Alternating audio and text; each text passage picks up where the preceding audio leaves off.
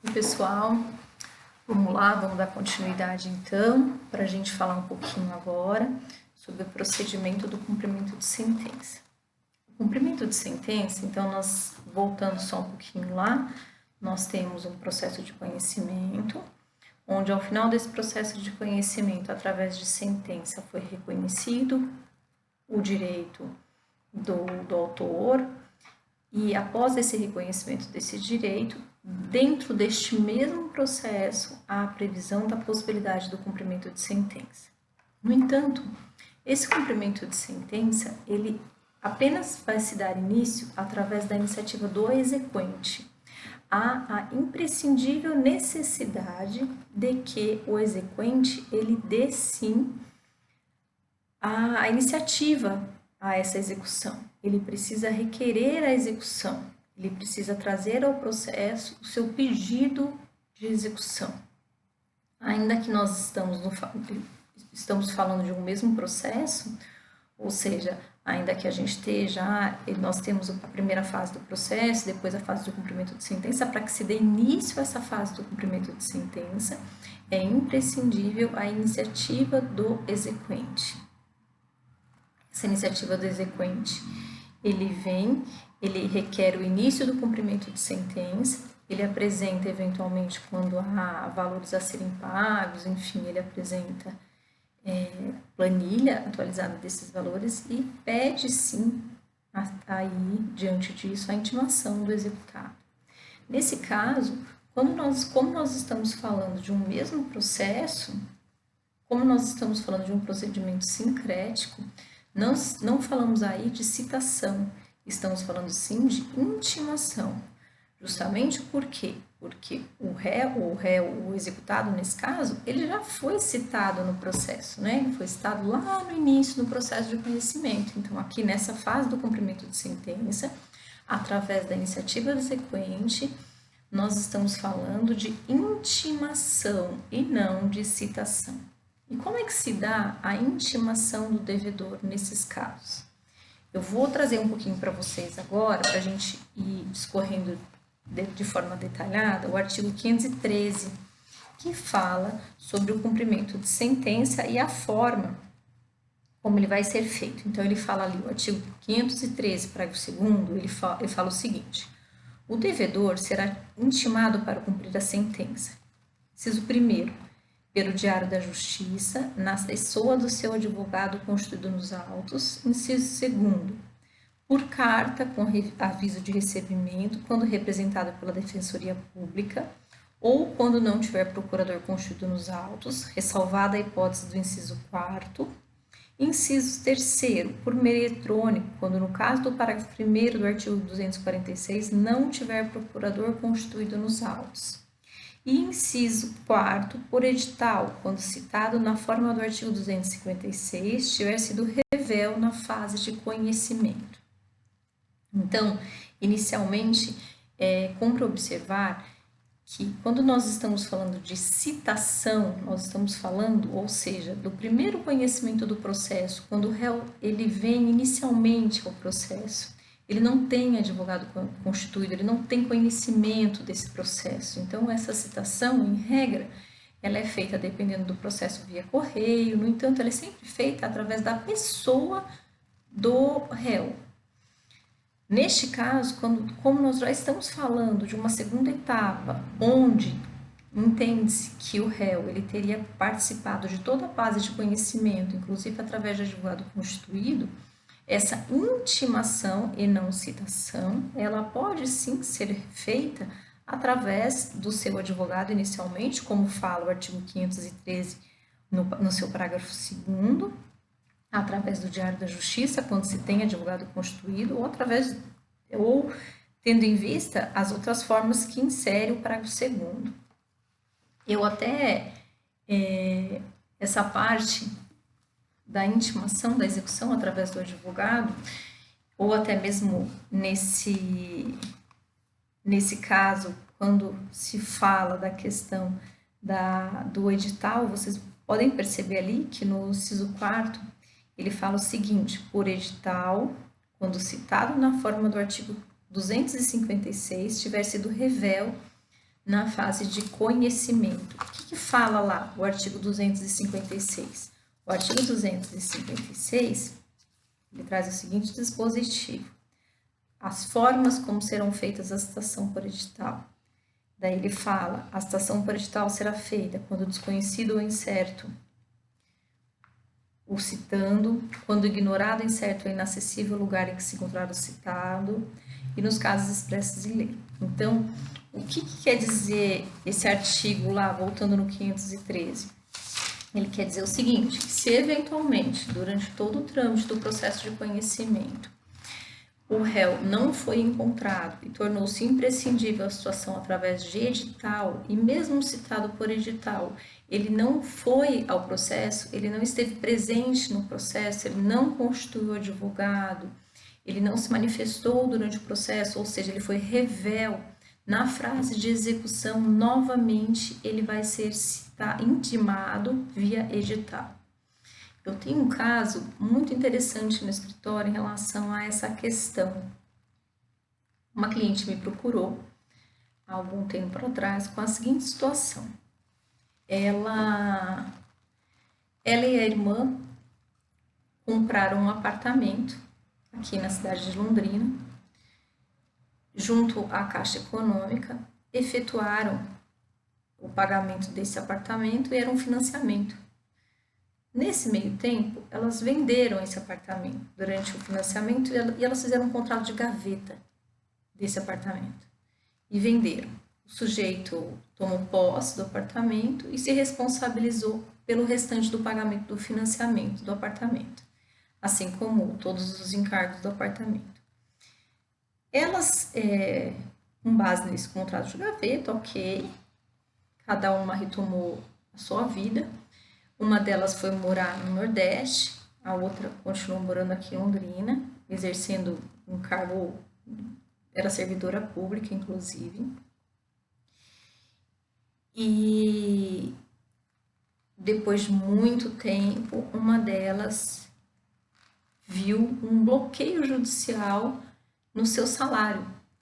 Essa que morava no Nordeste e que também tinha um vínculo empregatício com uma escola, e foi lá ver, tinha um bloqueio judicial no seu salário. Ela falou, mas que estranho, e veio me procurar. Eu fui buscar o que era e achei o processo que elas respondiam. O que tinha acontecido? Aquele sujeito que tomou posse do apartamento, ele deixou de efetuar o pagamento do valor de condomínio. E se acabou tendo uma dívida enorme de condomínio. Esse sujeito acabou deixando também de pagar o financiamento junto à Caixa Econômica. A Caixa Econômica acabou retomando esse apartamento. No entanto, esse processo dizia respeito à dívida de condomínio, que era uma dívida absurda, estava no montante de 250 mil. E o bloqueio judicial feito no salário da minha cliente dizia respeito justamente a essa dívida. Por quê? Logo no começo do processo, o condomínio entrou contra as duas irmãs, que figuravam junto à Caixa Econômica como proprietárias, porque era um contrato de gaveta a transferência. Então, o condomínio entrou contra as duas irmãs, tentou fazer a citação nos endereços informados no contrato com a Caixa, elas não foram encontradas, não houve nenhuma diligência para encontrá-las em outros lugares e elas foram citadas através de edital logo no começo da demanda. Elas não tiveram conhecimento dessa citação por edital, por óbvio, até pela situação que se encontraram. O processo correu, saiu sentença, na sentença elas foram condenadas e o condomínio, na sequência, começou a fase de execução, deu iniciativa à fase de execução.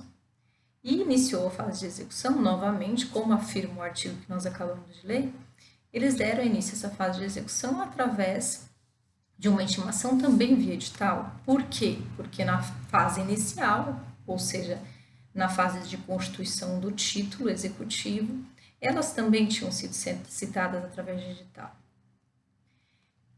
No entanto, já havia, quando elas me procuraram, já havia passado a fase de defesa, de impugnação. E o que eu verifiquei, uma das coisas que eu entrei na época com uma exceção de pré-executividade, alegando, dentre outras questões, que a citação por edital, lá no início, era equivocada, porque não tinham sido exauridas todas as diligências necessárias para que essa citação fosse realizada, justamente porque o endereço delas à época era um endereço notório, era um endereço fácil de se descobrir. Eu consegui comprovar na época que uma delas passou em concurso público, então qualquer setor público poderia ter informado esse endereço. Pois o juiz reconheceu essa nulidade, anulou o processo desde a fase de citação, o processo retomou a fase de citação, a gente está em trâmite ainda nessa fase, e, no entanto, na fase de cumprimento de sentença, ele reconheceu a nossa exceção de preclusitividade e, inclusive, condenou a outra parte a honorários dentro dessa fase de execução. Então, a outra parte ele teve que pagar honorários dentro dessa fase de execução e agora está retomando o processo. Quis dar esse exemplo, porque eu acho que é um exemplo bastante ilustrativo para que vocês entendam a dimensão dessa questão dessa fase, até da questão da citação e da intimação dentro do processo de execução. Então, só retomando aqui essa questão de como essa intimação ela é feita, a intimação do devedor. Então, a intimação do devedor, existia anteriormente uma súmula, que era a súmula 410 do Supremo Tribunal de Justiça, que mencionava a necessidade da intimação pessoal do devedor. No entanto, essa súmula ela já foi totalmente superada, justamente porque o Código de Processo Civil de 2015 ele traz o artigo 503 do seu parágrafo 2º do CPC, que menciona todas essas possibilidades, onde ele traz como primeira opção pelo Diário da Justiça, na pessoa do advogado constituído no processo, por carta de aviso de recebimento, quando representado pela Defensoria Pública, ou quando não tiver procurador constituído, por meio eletrônico, quando a empresa pública ou privada não tiver procurador constituído nos autos, e por novo edital, quando o executado citado por edital na etapa contínua tiver sido revel. Nesse exemplo que eu dei para vocês. Então, quando nós entramos nessa questão de essa súmula 410, onde há necessidade de citação pessoal, isso já foi superado, não existe mais essa possibilidade. Vocês vão verificar que nos slides que eu trouxe para vocês, quando eu falo no comecinho lá do cumprimento de sentença, eu falo da questão da iniciativa do exequente, e eu trago para vocês essa súmula e a questão da necessidade. Daí eu trouxe para vocês 2 casos de jurisprudência que falam sobre essa possibilidade. O primeiro deles traz aqui, apelação, cumprimento de sentença, intempestividade da impugnação, não ocorrência, preclusão lógica, inexistência de obrigação de fazer, astrente, intimação pessoal do devedor, desnecessidade, publicação no Diário Oficial do advogado, pelo advogado. Artigo 513, parágrafo 2º, inciso 1º. Intimação após o trânsito em julgado, necessidade, honorário de sucumbência, adequação. Aqui ele fala, apelação interposta contra a sentença que extinguiu o cumprimento de sentença. A apelante alega que a impugnação ou cumprimento de sentença é intempestiva e houve preclusão, bem como que a intimação para o cumprimento da obrigação de fazer não é pessoal, mas sim por publicação pelo Diário Oficial, ficando superada a súmula 410 do STJ. Não há de se falar em intempestividade da impugnação ou cumprimento de sentença, tendo em vista que a intimação para o pagamento do débito foi disponibilizada no Diário Oficial de 25/7/2016 e a impugnação foi protocolada dia 10/8/2016, ou seja, antes do final do prazo que ocorreria em 17/8/2016. E não existe preclusão lógica consumativa, uma vez que As mencionadas petições informam o cumprimento da obrigação de fazer e de não fazer e não de pagamento. Portanto, é totalmente compatível a apresentação posterior de impugnação a esta última. Daí, ele menciona lá ao final: descabe-se falar também em intimação pessoal das demandas para o cumprimento de multa combinatória na forma do artigo 410 do STJ. A jurisprudência consolidada na citada súmula se refere ao Código de 73 e se aplica apenas às execuções iniciadas sob a égide do Código Antigo.